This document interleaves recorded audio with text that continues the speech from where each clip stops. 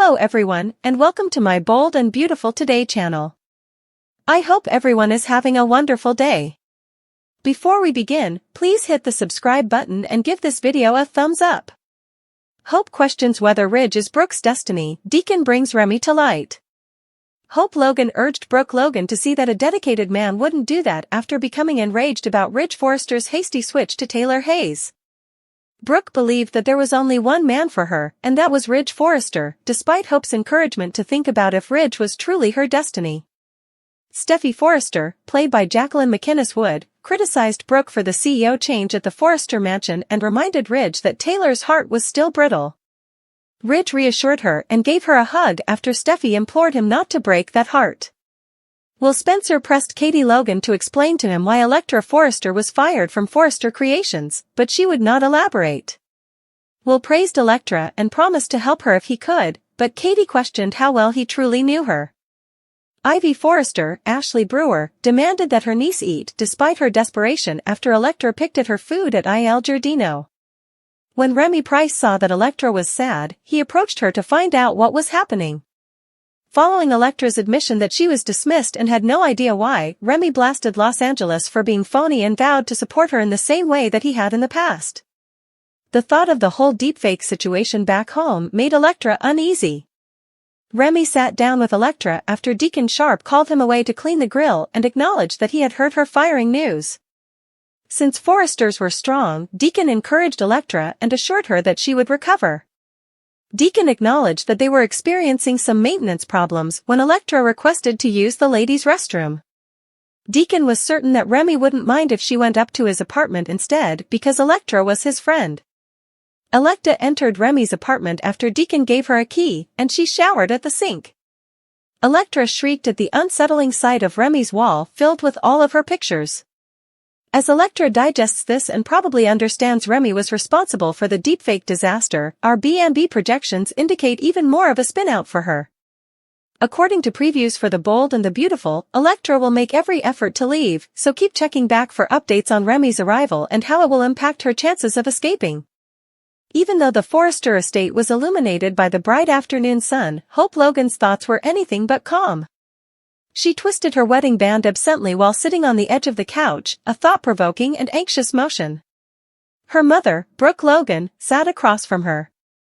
She was as beautiful as ever, but there was a hint of fatigue that even cosmetics couldn't completely cover. There was a noticeable lack of Ridge Forrester, and Hope couldn't contain herself any longer when she saw her mother look out the window for what felt like the 100th time. With a gentle yet firm tone, Hope said, "Mom, may I ask you a question?" "Something intimate?" Brooke's brows knitted slightly in anxiety as she turned to face her daughter. She answered, "Of course, sweetheart. You know you can discuss anything with me." Hope paused, carefully selecting her words. "Are you certain that Ridge is your fate?" The question lingered between them, laden with connotations. Although her mouth dropped open in shock, Brooke took a moment to react. Hope persisted.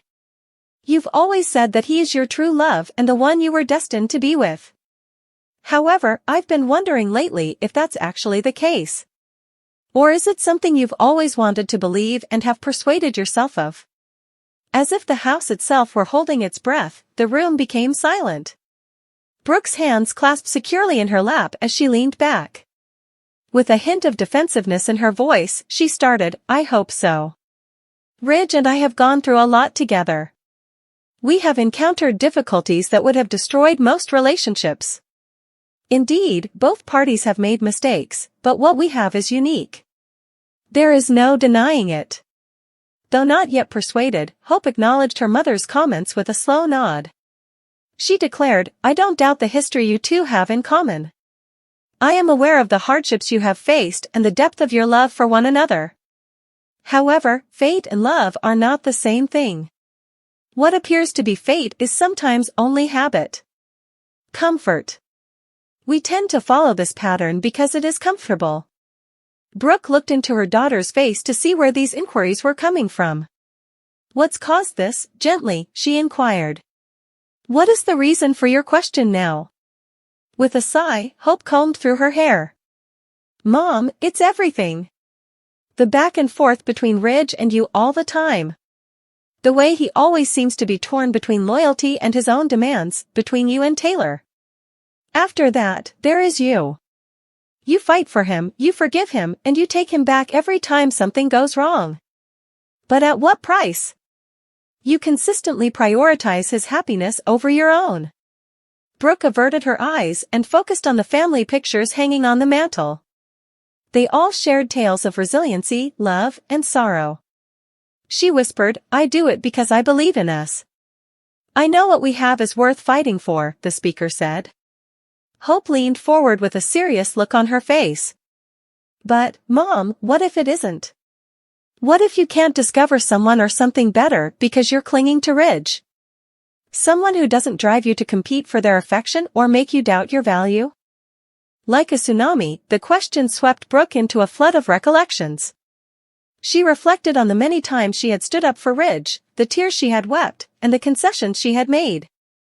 She recalled Taylor, the lady who always appeared to be in the background, ready to take over if Brooke faltered.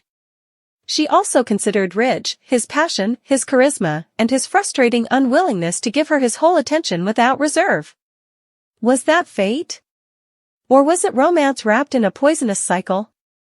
Brooke finally said, "I don't know," in a voice that was almost audible above a whisper. The weight of those words was both freeing and terrifying because it was the first time she had permitted herself to speak them out. "I'm not sure if Ridge is my fate.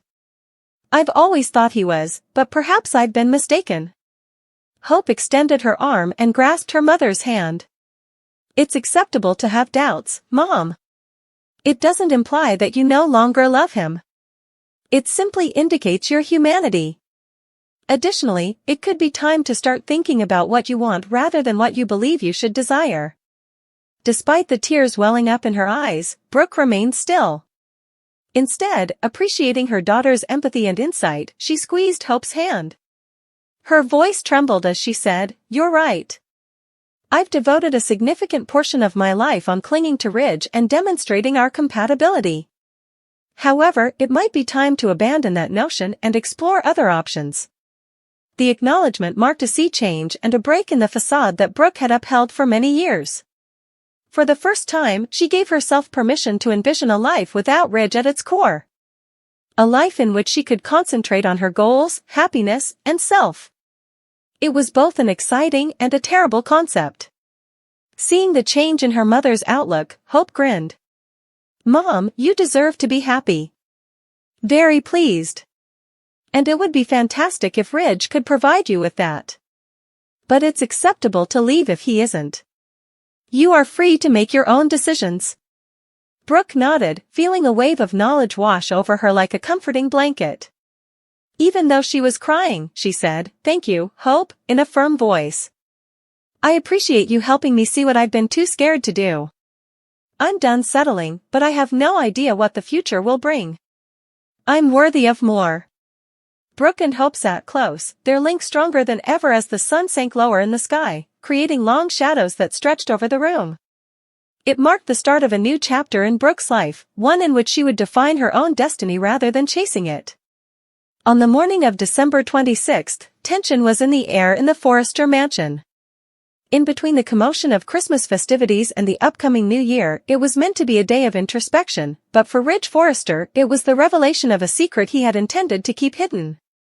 In an effort to strengthen the bonds of love and unity, Brooke Logan, who was still glowing despite the stress of the previous weeks, had asked the family to brunch. Nevertheless, Ridge couldn't get rid of the feeling that everything was going to fall apart as he sat at the elegant dining table with his family and the sound of silverware clinking. Sharp-eyed and always perceptive, Katie's comment that Ridge was distracted was the first fracture. "You've been a little quiet lately," she said in a light-hearted yet inquisitive tone. Ridge forced a meek grin, dismissing her remark with a muttered justification about work obligations. Brooke, who was sitting next to him, put a comforting hand on his arm. Her touch was cozy, comfortable, and infused with the trust that they had laboriously restored over the years. A knife of guilt wrenched in his gut. He had committed a huge, devastating error, and he had persuaded himself that he could bear the consequences by himself. However, secrets tend to come to light, particularly in the Forresters' world, where treachery and devotion frequently danced a dangerous waltz. As Ridge thought back on the circumstances that had brought him to this point, his mind was a frenzied whirl of sorrow. Misunderstandings and the sharp pain of imagined betrayal had driven the vulnerable knight. Due of her preoccupation with Hope and the ongoing drama with Thomas, Brooke had been aloof. Ridge had turned to another woman for comfort since he felt abandoned and hurt. The implications of that night were painfully obvious, but the specifics were a blur. He and Brooke had worked so hard to restore everything, but it was more than just a mistaken judgment, it was a betrayal of trust. If not for an unexpected arrival that morning, Ridge's secret may still be hidden beneath layers of self-justification and denial. As calm and collected as ever, Taylor Hayes showed up without warning. The room became silent as she entered, attracting everyone's attention like a thunderclap. Despite her courteous pleasantries, she exuded a sense of hurry and tension that contrasted with her composed exterior. Taylor said, "Ridge," in a calm but impassioned voice. "We need to talk." Brooke's forehead creased as her intuition detected a hint of trouble. Reluctantly and stiffly, Ridge stood up and followed Taylor into the study next door. As Taylor turned to face him, the room seemed smaller than normal, the walls crowding in. She continued, "I can't keep this to myself anymore," in a tone that was both solemn and determined. "Brooke is entitled to the truth." Ridge's heart fell. He had misjudged Taylor's moral character and her reluctance to tell a falsehood even if it meant upsetting the tenuous harmony among them all. When he saw the resolve in her eyes, he started to object and beg for more time, but the words left his lips. Without saying another word, Taylor walked out of the study, her heels clicking on the shiny floor like a metronome indicating the imminence of catastrophe. The mood had changed by the time Ridge returned to the dining room. The rest of the family exchanged nervous looks, and Brooke gazed up at him with a mix of uncertainty and worry. Taylor commanded attention as she stood at the head of the table. She started off by saying, "I apologize for disturbing this gathering," in a steady but emotional voice. "However, there is a point that must be made. Brooke deserves to be aware of the secret Ridge has been holding." As everyone attempted to understand Taylor's words, the room exploded in a clamor of voices and inquiries. Brooke turned to face Ridge, her hands shaking and her face going white. "What is she discussing?" Her voice cracked with a mix of rage and fear as she demanded. As Ridge fought to find the right words to describe the inexplicable, he could feel the weight of everyone's eyes on him and their judgment. His voice was hardly audible above a whisper when he began, "It was a mistake." His eyes were on the floor as he confessed, unable to force himself to look at her. "A moment of weakness. I never meant to hurt you." Each faltering, fragmented syllable he used to recount the event felt like a nail in the coffin of their relationship. As the full impact of his betrayal hit her, Brooke listened in startled silence, tears welling up in her eyes. When he was done, the only sound in the room was Brooke's labored breathing. With her chair scuffing the floor, she gently rose up and turned to face him. "How were you able to?" she questioned, her voice quivering with agony. "How could you do this to us after everything we've endured and everything we've battled for?" Ridge reached for her, but she flinched away, her face a mix of anger and grief. "Don't," she snapped. "You have no right to attempt to defend this. Ridge, I trusted you. I had faith in you. And this is how you pay me back?" The other members of the family, whose feelings ranged from incredulity to rage, observed in startled silence. Steffy and Thomas stared at each other uneasily, torn between their sympathy for Brooke and their allegiance to their father, while Eric turned away, his disappointment engraved in his features. With teary eyes, Katie sought to console Brooke by placing a reassuring touch on her shoulder. Meanwhile, Taylor stood apart from the others, her face unreadable. She couldn't let the lie go unchecked, even though she hadn't meant to harm Brooke. She had thought that by making Ridge face the reality, he would start to own up to his mistakes. However, she couldn't help but feel the consequences of her own involvement in the mess as she watched the event play out. Brooke's voice was as cutting as a sword as she turned to face Taylor. "Were you aware?" she insisted. "Were you aware of this and remained silent?" For the first time, Taylor's poise wavered as she hesitated. "I had a suspicion," she acknowledged. "However, I only recently verified it." And I knew you had to hear it from Ridge as soon as I did. Brooke laughed bitterly, her shoulders trembling under the weight of her feelings. Of course, she replied in a sarcastic tone. She turned back to Ridge, her eyes flaming, and said, "The two of you, always so noble, always knowing what's best for me." Despite the tears running down her cheeks, she stated firmly, "I'm done. The never-ending cycle of suffering, the betrayals, and the lies are over.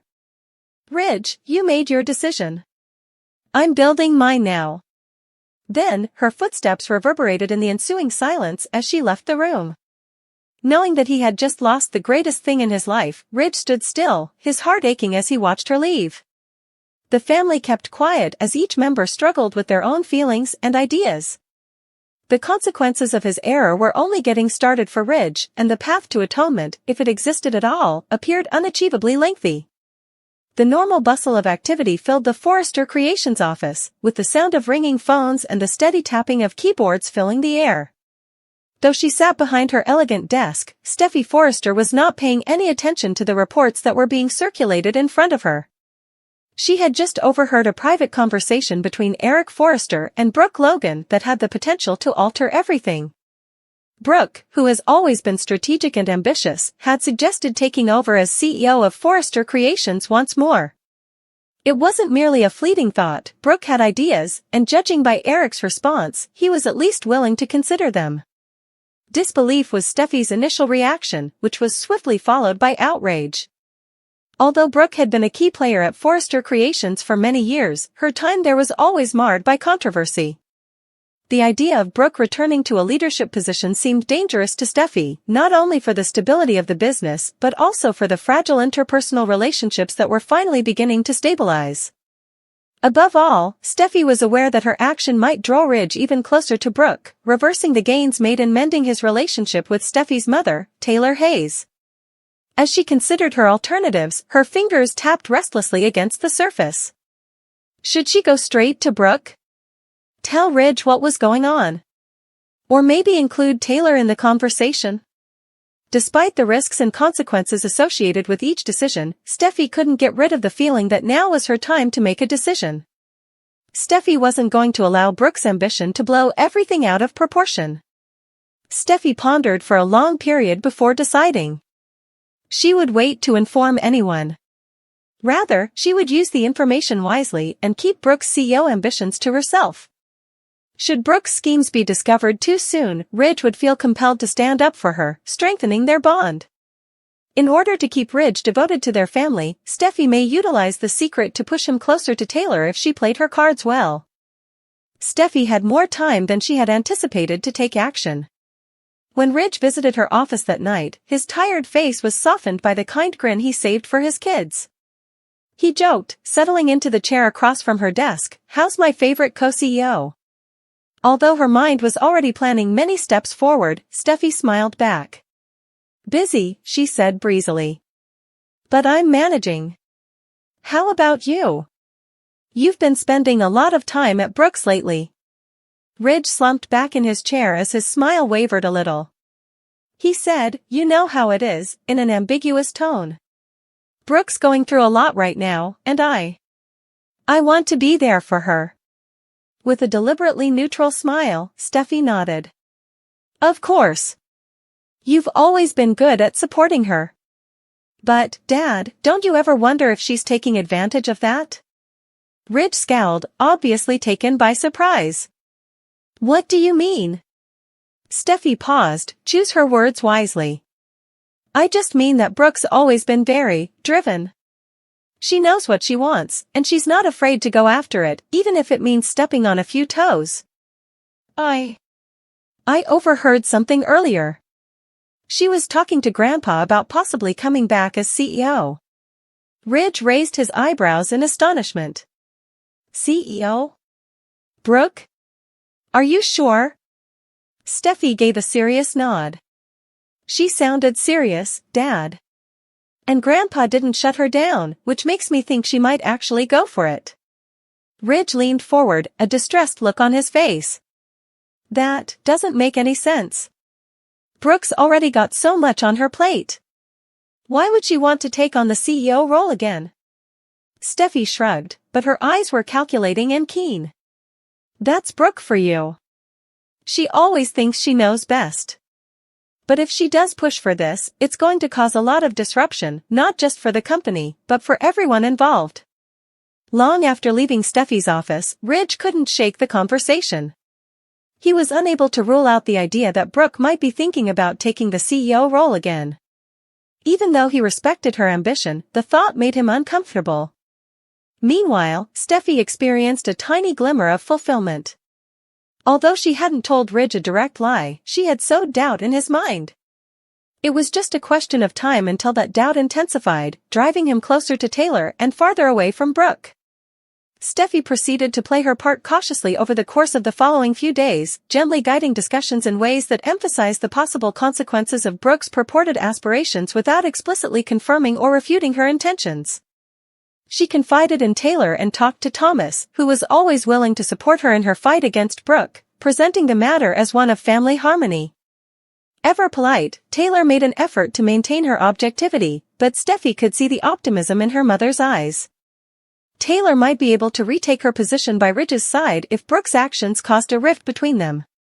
During a family gathering at the Forrester mansion, the tension reached a breaking point. The mood was tense with underlying tensions, even though Eric had brought everyone there to talk about some prospective initiatives. When Brooke finally showed there, everyone was staring at her as she confidently walked into the room. Steffi kept a tight eye on her, observing how Ridge's face softened upon seeing her. It was predictable, but it was also frustrating. As the meeting went on, Steffi noticed her opening up.